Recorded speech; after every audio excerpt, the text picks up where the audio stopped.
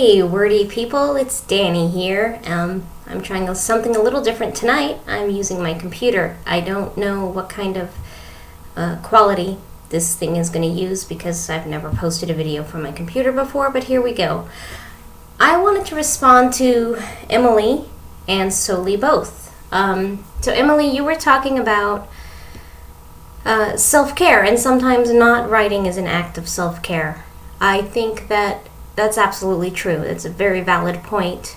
And then Solee, you were saying that for you, writing is an act of self-care. And I feel like that's also very, very true. And it depends on what's happening in my life. Sometimes I find that I can't breathe if I don't write. And so in those times, writing is a form of self-care. And it helps me to remain grounded and to find perspective when I need it.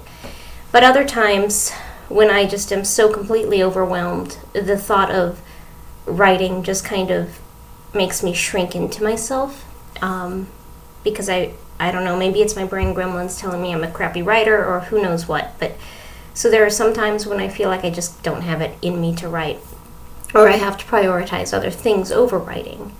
And those are the times when I get to the reading, to answer Solee's or to respond to Solee. That's when I like to do all my reading. I do my reading in chunks. I probably ought to try and do a little bit of reading every day, but my brain doesn't work that way. When I'm reading, I don't feel like I can actively be writing.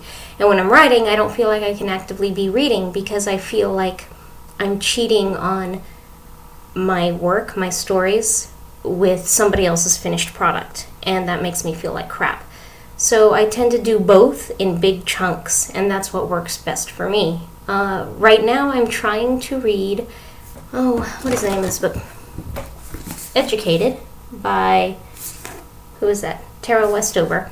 It's good so far, and it's completely right up my alley. It's about a woman who grew up in a cultish environment, though not a cult itself, and escaped. And she had never been to school, and she goes on to become a PhD and finds joy, or I don't know exactly, because I'm only a few pages in, because right now I'm in a writing mode. So I started this book because it seemed like it was right up my alley, but it turns out right now I'm in a writing phase of my life, and that self-care means that that's what I need to do. Sometimes self-care means I read all the time. So, that's it. I've hit 3 minutes and I feel like I've said nothing. Okay, bye.